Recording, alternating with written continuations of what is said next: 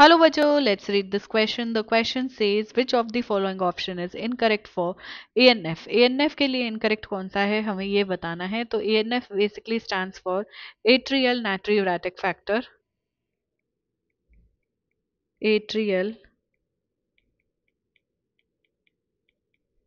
natriuretic factor. तो होता क्या है बेसिकली, देखो कंसिडर करो कि ये हमारा हार्ट है. बहुत ही सिंपल सा हम डायग्राम बना के इसको समझते हैं. कंसिडर करो कि ये हमारा हार्ट है, ये एट्रिया है, ये वेंट्रिकल है. ठीक है, this is your right atrium, this is your left atrium, this is your right ventricle and this is sorry this is your right ventricle and this is your left ventricle. अब यहाँ पे मान लो कि ये vena cava है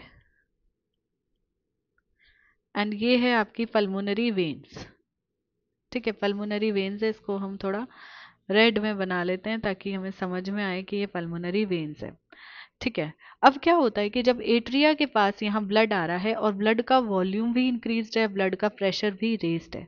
ठीक है, blood volume increased है, ब्लड प्रेशर रेज्ड है, तो उस कंडीशन में क्या होता है, एट्रिया एक फैक्टर रिलीज करता है जिसको हम कहते हैं एएनएफ. एएनएफ रिलीज करता है. एएनएफ क्या करेगा, ब्लड वेसल्स का डायलेशन कर देगा. ठीक है, मान लो कि दिस इज ब्लड वेसल, ये ब्लड वेसल का क्या कर देता है, डायलेशन कर देता है. तो जैसे ही एरिया इंक्रीज होता है, प्रेशर जो है वो कम हो जाता है. ठीक है, इससे क्या हो जाएगा, ब्लड प्रेशर जो है वो कम हो जाएगा. ठीक है, अब ऑप्शंस देखते हैं. Released from atria of heart in response to increased blood pressure. जब ब्लड प्रेशर इंक्रीज्ड है उस कंडीशन में ये रिलीज करता है, रिलीज होता है एट्रिया के थ्रू. तो ये स्टेटमेंट करेक्ट है. हमें क्या फाइंड आउट करना है, हमें इनकरेक्ट स्टेटमेंट बताना है. ठीक है, तो ये ऑप्शन क्या हो जाएगा, इनकरेक्ट हो जाएगा. देन गिवन है कि एक्ट एज अ वैजो डायलेटर. अब वेसल्स को डायलेट कर रहा है तो मैं इसको वैजो डायलेटर कह सकती हूँ. तो ये भी करेक्ट है कि ये वैजो डायलेटर होता है. इट इज इसको हम वैजो डायलेटर बोल सकते हैं कि वैजो डायलेटर की तरह ये एक्ट करता है. ठीक है, वेसल्स को डायलेट कर रहा है, ब्लड वेसल को डायलेट कर रहा है सो दैट ब्लड प्रेशर जो है वो कम हो जाए. देन नेक्स्ट गिवन है ANF mechanism is a check on RAS mechanism. ठीक है, तो एएनएफ मैकेनिज्म, रास मैकेनिज्म कब एक्टिवेट होता है, जब बीपी लो हो हमारा.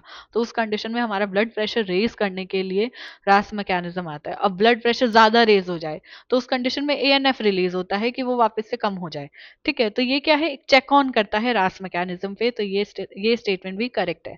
तो इनकरेक्ट चला जाएगा, बी भी इनकरेक्ट चला जाएगा. देन डी गिवन है release from atria of heart in response to decrease blood pressure. तो डिक्रीज ब्लड प्रेशर के रिस्पॉन्स में नहीं रिलीज होता है ये. इनकरेक्ट स्टेटमेंट क्या चला जाएगा हमारा, ऑप्शन डी. ऑप्शन डी जो है वो इनकरेक्ट हो जाएगा. इसके रिगार्डिंग इन्फॉर्मेशन आपको 11th की न्यू एनसीईआरटी में पेज नंबर 212 पे मिलेगी. आई होप कि आपको क्वेश्चन अच्छे से समझ आ गया है.